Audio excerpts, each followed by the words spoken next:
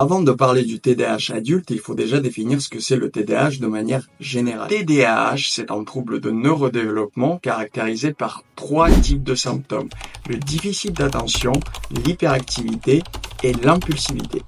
Distingue 3 types du TDAH: le type inattentif, où le déficit d'attention est dominant, le type hyperactif impulsif, et enfin le type combiné qui regroupe les deux profils, l'inattention plus l'hyperactivité.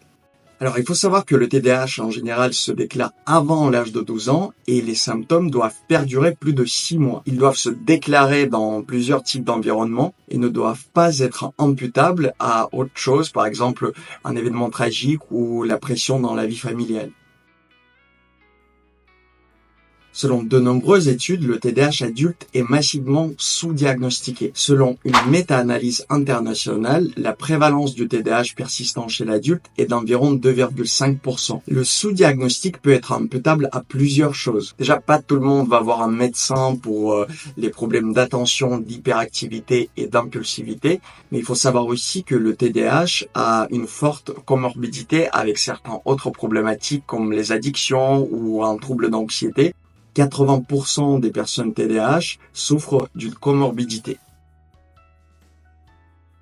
Les symptômes qui apparaissent chez l'enfant peuvent s'aggraver à l'âge adulte, par exemple à cause du fait que la vie professionnelle se rajoute. On peut avoir des oublis de rendez-vous, les problèmes d'organisation, l'oubli des affaires aussi dans la vie courante, par exemple les clés ou le portefeuille. Bien sûr que les problèmes d'attention persistent aussi avec la procrastination et une agitation mentale constante, comme si ton cerveau ne sait jamais s'arrêter et le calme devient presque angoissant. L'autre des symptômes qui persistent, c'est l'impulsivité avec des conduites à risque et des décisions prises sur un coup de tête.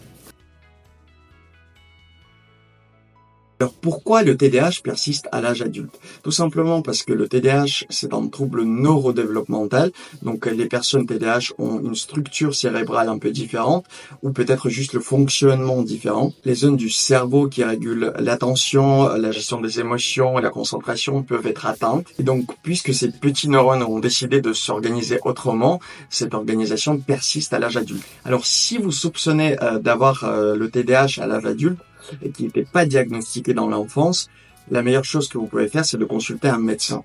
Bien sûr, il ne faut pas s'auto-diagnostiquer. Il ne faut pas non plus voir de la pathologie partout parce qu'il nous arrive à tous, dans des moments difficiles de la vie, faire des achats compulsifs ou d'être inattentif. Fiez-vous à l'avis de votre médecin puisque lui seul peut faire le diagnostic de TDAH en se basant sur l'observation et sur les questionnaires dédiés.